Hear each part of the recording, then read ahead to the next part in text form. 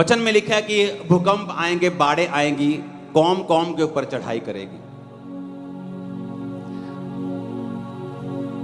मैं भी ये प्रोफेटिक वर्ड दे सकता हूं कि इस साल बहुत भूकंप आएंगे और लोग आ जाएंगे भूकंप, लेकिन एक डॉक्टर, एक कौन सा डॉक्टर है, एक पीएचडी इंसान जो भूकंप के ऊपर स्टडी करता है, अगर वो मेरी प्रोफेटिक वर्ड को देखेगा, वो कभी परमेश्वर पे यकीन नहीं करेगा, वो हंसेगा, वो हंसेगा कि भूकंप आएंगे। 5 लाख भूकंप आते हैं हर साल, विकिपीडिया पे चेक करो। क्योंकि जब एक पास्टर को पब्लिक से ज्यादा कुछ दिखाई नहीं देगा,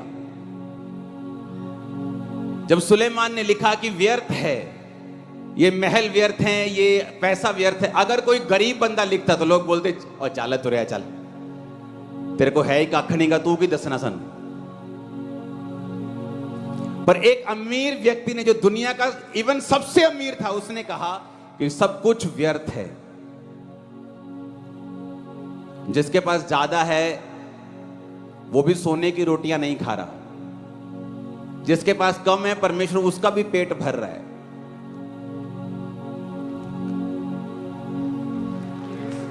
तो क्यों इतना दुखी हो रहे हो पैसे के लिए? इसको सिंगिंग से हटा दो।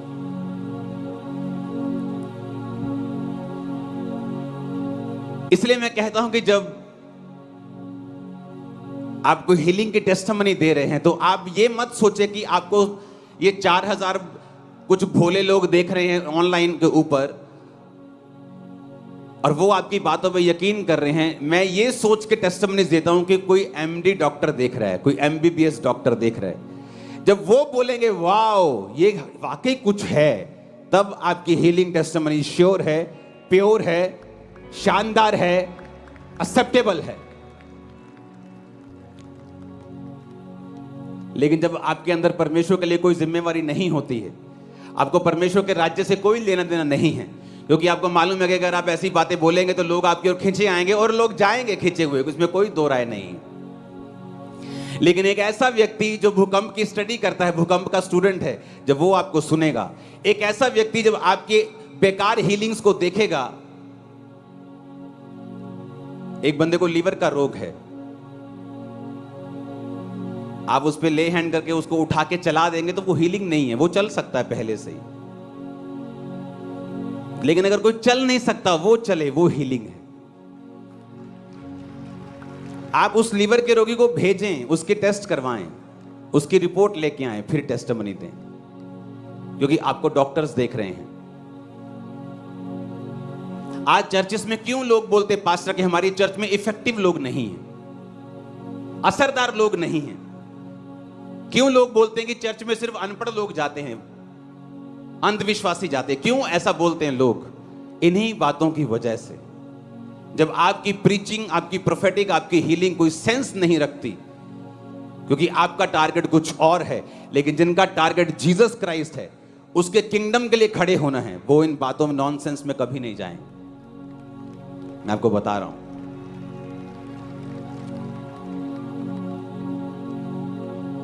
तो प्रोफेटिक वर्ड ऐसा होना चाहिए जो आपको गूगल पे नहीं मिल रहा, गूगल उसके खिलाफ चल रहा है, दुनिया उसके खिलाफ चल रही, लेकिन जो आप बोल रहे हो और वो लोगों की लाइफ में पूरा हो रहा है, और वो उस स्टेट में पूरा हो रहा है, उस देश में पूरा हो रहा है, वो प्रोफेटिक वर्ड होता है। मैं यहां भी ये बोल सकता हूं कि इस गर्मियों में बहुत सारी बाढ़ें आएंगी और आ जाएंगी, आप देखना। लेकिन ऐसा स्टूडेंट जो बाहर के ऊपर स्टडी कर रहा है, वो हंसेगा और कभी मसीह पे यकीन नहीं करेगा। लेकिन जिस चर्च में वचन का प्रीच हो रहा होगा, जब वचन से बताया जाएगा कि जीसस क्राइस्ट का क्रॉस तुम्हारी हर एक मुसीबत का हल है, वो कभी शक नहीं करेगा और वचन से खींचा चला आएगा।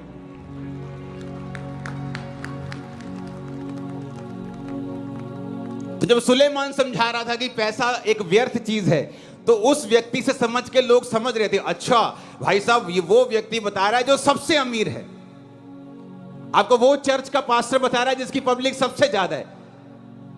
आपको वो व्यक्ति बता रहा है जो खुद प्रोफेटिक वर्ड दे सकता है, खुद प्रोफेसी करता है, खुद हीलिंग करता है, खुद डिलीवरेंस करता है, ताकि आपको ये ना लगे कि हाँ इससे हीलिंग नहीं होती तो ये हीलिंग के खिलाफ है। मैं हीलिंग के खिलाफ नहीं हूं। आप मेरी बात समझ रहे कि नहीं?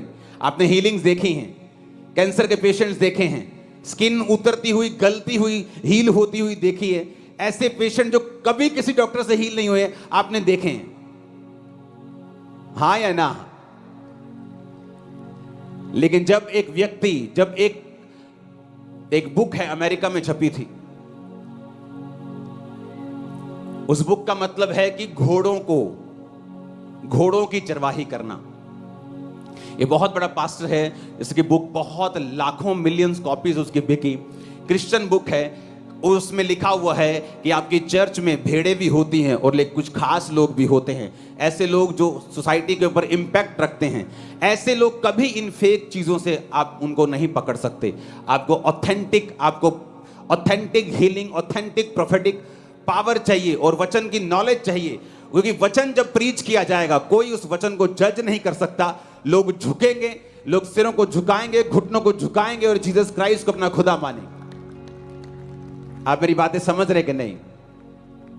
कितने समझ रहे हैं? क्योंकि अगर आपको पर्सनल जिम्मेवारी पता है कि आप जीसस क्राइस्ट को दिखाने के लिए खड़े हुए हैं, आपके ऊपर एक पर्सनल जिम्मेवारी है, तो आपका टारगेट सिर्फ पब्लिक नहीं होनी चाहिए। आपको वो लोग भी देख रहे हैं जो इस लाइन के हैं, कि अगर आपको कोई डॉक्टर देखे तो वो हंसे ना आपके ऊपर, अगर आपको कोई स्टूडेंट देखे तो वो आपके ऊपर हंसे ना, वो आपके वचनों को सुने।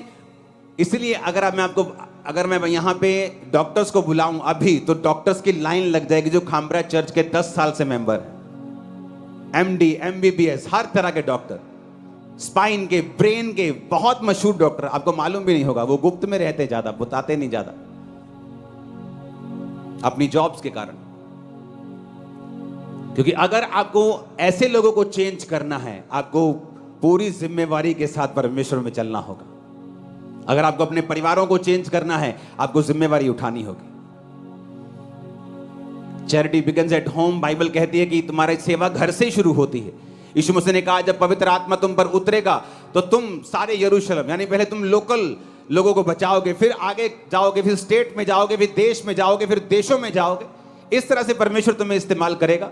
लेकिन अगर तुम्हारी पर्सनल जिम्मेवारी जो परमेश्वर तुम्हें एज ए क्रिश्चियन दी है, तुम्हारी घर में खराब हो गई, क्योंकि तुम्हारे घर वाले जानते हैं कि तुम एक झूठे हो, तुम बात बात पे झूठ बोलते हो, तुम्हारी गवाही खराब हो चुकी है। तुम्हारे पति को मालूम है तुम झूठी हो, तुम्हारे पत्नी को मालूम है तुम बात बात पर झूठ बोलते हो। तुम ऐसी कौन सी आपके फोन में चीज है जो आपकी पत्नी आपका फोन नहीं देख सकती? ऐसा कौन सा शैतान बैठा है आपके फोन के अंदर कि आपका पति आपका प्राइवेट फोन नहीं देख सकता? मेरे बच्चे, मेरे स्टाफ सब मेरे फोन के कोड को जानते हैं। 2-2 दिन कई बार फोन कहीं पड़ा रहता है। ऐसी कौन सी चीज है? अगर आपके घर में गवाही खराब है, आप पब्लिक को कैसे बचा सकते हैं? जीसस क्राइस्ट ने कहा जो व्यक्ति घर का इंतजाम नहीं कर सकता, अपनी वाइफ से अच्छी तरह से नहीं रह सकता, अपने बच्चों का इंतजाम नहीं कर सकता, वो कलीसिया की रखवाली क्यों कर सकता है? अगर आप पर्सनल जिम्मेवारी समझेंगे तो परमेश्वर आपको सिर्फ चर्च ही नहीं देता, वो आपको इतनी इज्जत देता है और ऊंचा करता है और आपको अनटचेबल करता है कि लोग उंगली उठाएंगे और निराश हो जाएंगे और दुखी हो जाएंगे और पीछे हट जाएंगे। मैं आपको बता रहा हूं, क्योंकि अगर आप परमेश्वर के वचन को जानते हैं कि आप परमेश्वर के वचन के लिए खड़े हैं, आप किसी इंसान को खुश करने के लिए नहीं खड़े। हालेलुया। अगर आप हीलिंग कर रहे हैं वो ऑथेंटिक हो, वो नॉनसेंस ना हो। अगर आप प्रोफेटिक वर्ड दे रहे हैं तो वो पावरफुल हो, वो ऐसा हो कि लोग जान जाएं कि परमेश्वर यहां मौजूद है। अगर आप वचन दे तो ऐसा हो कि लोगों के हृदय छिदें, उन्हें मालूम हो बाइबल कहती है जब पवित्र आत्मा तुम पे आएगा तो वो लोगों को निरुत्तर करेगा, कि जब आप वचन सुनाएं तो लोगों को मालूम होना चाहिए कि आज परमेश्वर का आत्मा मुझसे बात कर रहा है, वो मुझे निरुत्तर कर रहा है, वो मुझे पर्सनल जिम्मेवारी दे रहा है कि जाओ अपने घरों में अपनी गवाहियों को सेट करो, अपने दोस्तों के सामने अपनी गवाहियों को सेट करो। आपके दोस्त को मालूम है कि आप पॉर्न पिक्चर्स देखते हैं, आप ब्लू मूवीज देखते हैं, आपकी टेस्टिमनी खराब हो चुकी है आपके दोस्त के सामने, और जब आपके दोस्त के सामने आपकी गवाही खराब हो चुकी है, परमेश्वर कभी आपको ब्लेस नहीं करेगा। वो ब्लेसिंग जो परमेश्वर की ओर से होगी कभी आप पे नहीं आएगी। आप गाड़ियों के कोठियों के मालिक तो हो सकते हैं, लेकिन वो सच्ची शांति और वो अनंत जीवन जिसके लिए प्रभु ने आपको बुलाया, आप उसे कभी हासिल नहीं कर सकते। आपके दोस्त को मालूम है आपकी गर्लफ्रेंड है, आपके दोस्त को मालूम है आप ब्लू पिक्चर्स देखते हैं, आपकी सहेली को मालूम है कि आप किस तरह की हैं, आपकी गवाही खराब हो चुकी है, आपकी गवाही करप्ट हो चुकी है। और जब शैतान आपकी गवाही को करप्ट करता है, क्योंकि बाइबल कहती है कि जब परमेश्वर का राज्य एक ऐसे बीज के समान है, जब वो मिट्टी में लगा दिया जाएगा तो वो राई के बीज के समान लगा दिया जाएगा तो वो पूरा पेड़ बन जाएगा और पक्षी उस पर बसेरा करेंगे। उसका मतलब यह है कि तुम्हें परमेश्वर एक गवाही देगा। वो छोटी सी गवाही हो सकती है, वो सिर दर्द की गवाही हो सकती है, नशों की गवाही हो सकती है। परमेश्वर कहता है उस गवाही को बना के रखना। नशा करके उल्टी करके अपनी उल्टी को कुत्तों की तरह मत खाना, सूअर की तरह फिर उस कीचड़ में लौटने के लिए मत चले जाना। अपनी गवाही को बना के रखना, उसको पानी देना, उस मिट्टी में अपनी गवाही को पानी वचन देते रहना, उस गवाही को बचा के रखना, नशा मत करना, उसको देते रहना। एक दिन वो गवाहियां बड़ी हो जाएंगी, तुम पेड़ बन जाओगे, दूसरे लोगों को भी बचाने का और आशीषित करने का कारण बन जाओगे, परमेश्वर ने कहा। हालेलुया। लेकिन शैतान देखता है आपको, इसलिए वो आपके पीछे लगता है। बाइबल कहती है जब यहोशू मर गया, मूसा के टाइम पे परमेश्वर ने मिरेकल्स को दिखाया, यहोशू के टाइम पे परमेश्वर ने मिरेकल्स को दिखाया।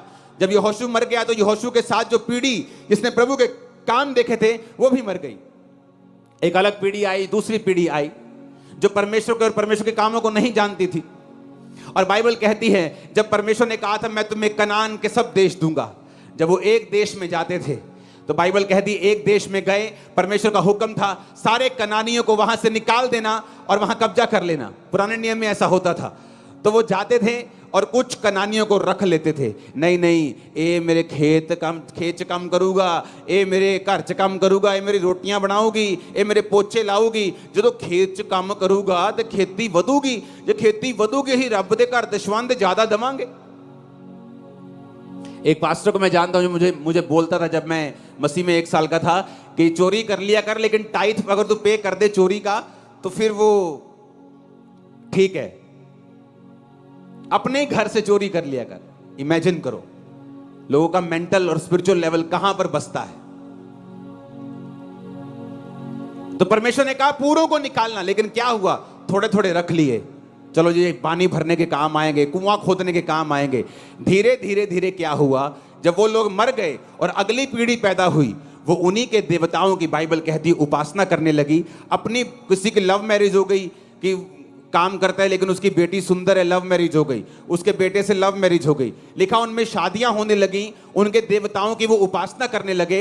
और वचन में लिखा है परमेश्वर ने कहा था कि जब तुम मेरी वाचाओं से मुड़ जाओगे, मैं तुम्हारे शत्रुओं को आज्ञा दूंगा कि वो तुम पर कब्जा करें और तुमसे काम करवाएं, तुम्हारे बीजों को खा जाएं और तुम बेचैन रहोगे। और सारे वचन उनकी लाइफ में पूरे होने लगे। रीजन ये कि परमेश्वर की आज्ञाओं को माना नहीं। अगर उनको निकाल दिया होता पूरी तरह से, ना वो वहां पे होते, ना उनके बच्चे उनकी लड़कियों से लड़कों से शादी करते, ना वो फंसते, ना वो दुश्मनों के अधीन होते। क्योंकि शैतान जो काम करता है वो धीरे धीरे करता है, वो एकदम से काम नहीं करता। वो बड़ा इतना पेशेंस अगर क्रिश्चियन लोगों की लाइफ में आ जाए ना, शैतान जितना वो सफल हो जाए। मैं बता रहा हूं, आप तुम्हारे घर चराएंगे, तुम्हारे पशुओं को चराएंगे, कहां तुम लेबर ढूंढते फिरोगे। रहन दो इनको, कोई बात नहीं, ये कौन सा कुछ कर रहे हैं, ठीक है रहन दिया। 40 साल बीत गए, 50 साल बीत गए, एक पीढ़ी मर गई, जो दूसरे बच्चे पैदा हुए ना यहोवा को जान। आप सभी को जय मसीह की दोस्तों। मेरा नाम है रोहित कुमार। आप देख रहे हैं सच्ची और भक्ति चैनल में आप सभी का स्वागत करता हूं। दोस्तों, आप सभी लोगों के बीच में लेके आ चुका हूं। दोस्तों, मैं आज आप सभी लोगों को बताने वाला हूं कि आप लोगों को प्रार्थना कैसी करनी चाहिए। जैसे कि दोस्तों, अंकुर नरूला जी की प्रार्थनाएं आपने देखा होगा और वो भी बताते हैं कि हमें एक मसीही जीवन जीने के लिए प्रार्थना बहुत ज़रूरी है। ठीक उसी प्रकार आज मैं भी आपके लिए प्रार्थना करना चाहता हूं ताकि आप लोगों के जीवन में शांति आए और आप अपने जीवन में जो भी समस्याओं से और जो भी तकलीफ़ों से और जो भी समस्याओं से आप पीड़ित हो उन सभी चीज़ों से छुटकारा पा सको। तो चलिए दोस्तों, सबसे पहले परमेश्वर का वचन कहता है, इस तरह से प्रार्थना करने से आपके जीवन से हर दुख बीमारी दूर हो जाएगी। आज मैं आपको ऐसे कुछ वचन बताऊंगा जिन वचनों के द्वारा मैं प्रार्थना करूंगा, और अगर आप लोग भी ऐसा करते हो तो मेरे प्रियो आपके जीवन से भी सारे दुख और तकलीफ दूर हो जाएंगे। तो चलिए दोस्तों, सबसे पहले वचन की ओर पढ़ते हैं। यहाँ पे लिखा हुआ है, विश्वास के साथ प्रार्थना करना। आज हमारे बहुत से ऐसे मसीही लोग हैं जिनके अंदर विश्वास नाम की चीज़ ही नहीं।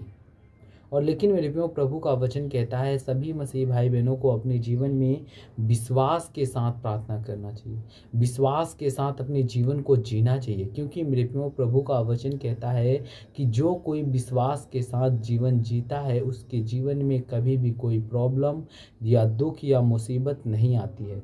यहाँ पे परमेश्वर का वचन कहता है, पढ़ते हैं, और विश्वास के साथ जो कुछ भी तुम प्रार्थना में मांगो वह तुम्हें मिलेगा। परमेश्वर का वचन कहता है, यह आयत बताती है कि जब हम पूरी आस्था और विश्वास के साथ प्रार्थना करते हैं तो परमेश्वर हमारी प्रार्थनाओं का उत्तर देता है, परमेश्वर हमारी प्रार्थनाओं का जवाब देता है, और हमें अपने जीवन में जो भी समस्याएं होती हैं वो प्रभु हमारे जीवन से सारे दुख और तकलीफ़ें, सारी मुसीबतें दूर कर देता है। और दोस्तों, दूसरे वचन की ओर चलते हैं। यहाँ पे लिखा हुआ है, 2 में पढ़ते हैं, समय में संकट में प्रार्थना करना। यानी यहाँ पे प्रभु का वचन कहता है, जब आपके जीवन में संकट आता है तभी आप लोग प्रार्थना करते हैं। यानी कि जब आप लोग, जैसे कि आप लोगों के जब भूख लगती है तब आप लोग खाना खाते हो, लेकिन वैसे ही आप लोग क्या करते हो कि जब आपको कभी चोट लगी या आपके जीवन में कभी भी कोई उतार और चढ़ाव आया तब आप लोग क्या करते हो, प्रार्थना करते हो। तो मेरे प्रियो, ऐसा नहीं करना चाहिए। प्रभु कहता है कि हर एक इंसान जो है वो प्रभु के वचन पे चलने वाला व्यक्ति है, वो सिर्फ खाना से ही जीवित नहीं रह सकता, वो दोस्तों परमेश्वर के वचन से भी जीवित रह सकता है। ये प्रभु का कहना है और ये प्रभु हमारे जीवन में बहुत बड़ी बातें बोलते भी हैं। और प्रभु का वचन कहता है, यहाँ पे पढ़ते हैं, तुम संकट में हो तो प्रार्थना करो और अच्छा है तो गाना गाओ। और याकूब की पुस्तक अध्याय 5 से 13 में लिखा हुआ है, यहाँ पे पढ़ते हैं, जबकि हम किसी संकट का सामना करते हैं तो हमें प्रार्थना में भगवान से सहायता मांगनी चाहिए। प्रभु का वचन कहता है कि हमें अपने जीवन में प्रार्थना करते समय, जब हमारे जीवन में संकट का समय आए और हम संकट का सामना कर रहे हों, तो मेरे प्रियो, हमें प्रार्थना करने समय क्या करना है, परमेश्वर से हमें क्या अपने प्रार्थना करते समय सहायता मांगनी चाहिए प्रभु से कि सर्वशक्तिमान परमेश्वर तू हमें सहायता दे, तू हमें बहुत सारी चीज़ों से बचा, तू हमें बहुत सारी प्रॉब्लमों से दूर कर, तू हमारे जीवन के सारे बंधनों को तोड़ दे और तू हमें आज़ाद कर दे। और दोस्तों, दूसरे वचन की ओर चलते हैं। यहाँ पे लिखा हुआ है, ईश्वर की शक्ति। यहाँ पे परमेश्वर का वचन कहता है, तुम भगवान के साथ सब कुछ कर सकते हो। परमेश्वर कहता है, तुम परमेश्वर के साथ सब कुछ कर सकते हो। यह उद्धार बताता है कि भगवान परमेश्वर के साथ हमें किसी भी परेशानी को पार करने की शक्ति मिलती है और हमारी कठिनाइयाँ परमेश्वर के ताकत से हल हो सकती है। हमारे जीवन के सारे प्रॉब्लम दूर हो सकते हैं और हम अपने जीवन में बहुत सारी समस्याओं से बच सकते हैं और अपने आप को सुरक्षित कर सकते हैं। क्योंकि मेरे प्रियो, परमेश्वर का वचन कहता है, आपके जीवन से परमेश्वर कहता है कि आपके जीवन से सारे दुख और तकलीफ़ों का उद्धार होगा, आपके जीवन से निकल जाएगा और आप अपने जीवन में सुरक्षित रह पाओगे और आपके जीवन से सारे मुसीबतें, सारी प्रॉब्लमें, सारी दुख और तकलीफ़ें दूर हो जाएंगी। और यहाँ पे परमेश्वर का वचन कहता है, हमारे परमेश्वर ने हमें भी अकेला नहीं छोड़ा और वह हमारे हर दुख में हमारे साथ रहता है। और परमेश्वर का वचन कहता है, परमेश्वर हमारे साथ है और हमें हर संकट में उभरने के लिए वह परमेश्वर कहता है सत्वावना और सहारा देता है। वो हमें हर एक दिक्कत से, हर एक प्रॉब्लम से बचने के लिए हमें क्या करता है, वो हमें हर एक चीज़ से बचने के लिए हमें सुरक्षित रखता है, हमें बचाता है, हमको आज़ाद करता है, हमारे सारे बंधनों को तोड़ता है। और प्रभु का वचन कहता है, यहाँ पे पढ़ते हैं, शांति प्राप्त करना। आज बहुत से ऐसे लोग हैं जो अपने जीवन में शांति प्राप्त नहीं कर पाते, और जो व्यक्ति अपने जीवन में शांति प्राप्त नहीं कर पाएगा उसके जीवन में बहुत सारी समस्याएं आएंगी, बहुत सारी दिक्कतें आएंगी, बहुत सारी प्रॉब्लमें आएंगी। और यहाँ पे प्रभु का वचन कहता है, जितने मेरे मसीह भाई बहन हैं सभी लोगों से परमेश्वर कहता है कि जो परमेश्वर की शांति है वह तुम्हारे दिलों और विचारों को यीशु मसीह में सुरक्षित रखेगी। और परमेश्वर का वचन कहता है, प्रार्थना से हम मानसिक और आत्मिक शांति प्राप्त कर सकते हैं और जो हमारी समस्याओं का सामना करने में ताकत देती है। और परमेश्वर का वचन कहता है, यह वचन हमें समस्याओं के समय ईश्वर से प्रार्थना करते समय आप उसे पूरी आस्था से स्वीकार करते समय तो वह हम परमेश्वर कहता है तो वह हमें सहायता और मार्गदर्शन प्राप्त करता है। वो हमें बहुत सारी समस्याओं से छुटकारा दिलाता है। जितने मेरे मसीह भाई बहन आप सभी को जय मसीह के दोस्तों, God bless you all of you, आमीन। नेक्स्ट वीडियो मिलता हूँ दोस्तों।